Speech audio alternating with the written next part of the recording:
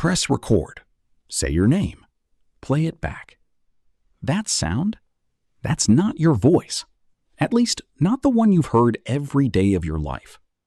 You've heard yourself talk maybe 200 million times, and you still don't know what you actually sound like. This isn't a technology problem. Your ears have been lying to you since the day you learned to talk, and there's a name for exactly why. In 1966, two psychologists ran a strange kind of experiment. They sat patients down, alone, in a quiet room. Then they played back a recording of the patient's own voice. The reaction wasn't confusion, it was distress. People described it as hearing a stranger wearing their name. Some laughed nervously. Some denied it was them at all. The psychologists gave this reaction a name: voice confrontation. But confrontation with what exactly? Here's the part nobody tells you in school. You have never once heard your own voice the way the rest of the world hears it. Right now, when you speak, sound leaves your mouth and travels two separate roads. One road goes out through the air, into the room, into other people's ears. The other road never leaves your body at all. It travels through your own skull, bone conducting straight into your inner ear. Bone carries sound differently than air does. It deepens it. It thickens it.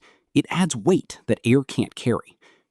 So the voice in your head has always had a co-writer, your own skeleton. A microphone doesn't have a skull. It only catches the air version, thinner, higher, stripped of the bass your bones were adding for free. So what you hear in a recording isn't wrong. It's just the first time you've heard the version everyone else has always known. Which means the voice you love, the one in your head, was never fully real to begin with. But that's only the surface, because frequency alone doesn't explain why the reaction feels like shame. A pitch difference should feel neutral, like hearing a song in a different key. Instead, people rate their own recorded voice as less pleasant, even when strangers rate the same voice as perfectly normal. In study after study, listeners are harshest on exactly one voice in the room: their own. So something deeper than sound is happening here. And to understand it, you need to know what your brain is doing the entire time you speak.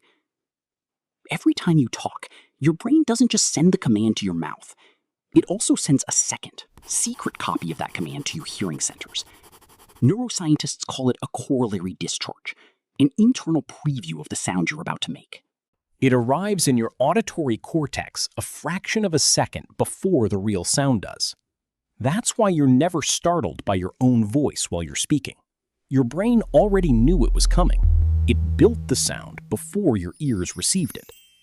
In a way, you don't hear yourself talk in real time at all. You hear a prediction, and the prediction is tuned quietly to flatter you. A recording breaks that prediction completely. There's no advance copy, no internal preview softening what's coming. Just the raw, unfiltered signal, arriving cold, with no warning at all. That gap between the prediction and the reality has a name too: prediction error. And your brain treats prediction errors as something to investigate immediately. Which is exactly why a recorded voice doesn't just sound different. It sounds like an alarm going off in a part of your mind that's supposed to know you better than anyone. But here's the darker layer underneath all of this. That internal preview isn't only shaping the pitch of your voice, it's shaping your entire sense of who you are. Psychologists call this your self-model, a running internal draft of your face, your voice, your whole presence. And like any draft, it's edited before it's shown to you. Softened here, rounded there, kept just flattering enough to keep functioning. You've never once met the unedited version. Not in a mirror. Mirrors flip you left to right, a version no one else ever sees. Not in a photo.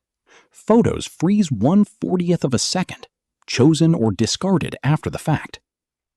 A recording is the only mirror that doesn't ask your permission first. So picture a small room, built entirely for this exact confrontation. Foam-lined walls, one chair, one microphone on a stand. A voice coach brings someone in to record a 2-minute introduction for work. They speak, they sound confident. Then the coach hits play. Within 4 seconds, the shoulders drop. Within 10, the hands cover the face. The coach has seen this exact moment hundreds of times. Almost nobody on the first playback says, "Yes, that sounds like me." So if the voice in your head was never the whole truth, what else has your brain been quietly editing before it reaches you? The uncomfortable answer? Probably more than just your voice. Your brain runs a soft, protective preview on your face, your posture, your reactions. Small distortions applied automatically so you can function without constant self-scrutiny. None of this is a flaw. A brain that showed you the raw, unedited feed of yourself at all times would be exhausting to live inside. So it built a filter. A quiet, constant, flattering filter. Just for you. The recording doesn't lie to you. It just refuses to go through the filter. Which means every time you cringe at your own recorded voice, you're not hearing a mistake. You're hearing, for a few unfiltered seconds, exactly what everyone around you has heard all along. The people who know you best have never once heard the voice you think is yours. They only know this one, the recorded one, the real one. And somehow, they still stayed. They liked you anyway. Not despite that voice, because of it. It's the only one they've ever known. So maybe the discomfort was never about the sound at all. Maybe it was about meeting someone you'd been avoiding for years. Yourself, as you actually are. Not the flattering internal draft, not the version filtered through bone and prediction and a lifetime of soft edits. Just the plain, unedited signal the rest of the world has been hearing since the day you learned to talk. So next time you hear that recording and want to look away, try staying for 4 more seconds. That voice was never the imposter. It was the original. You were just the last person in the room to finally meet it. Press record again. This time, try listening instead of flinching.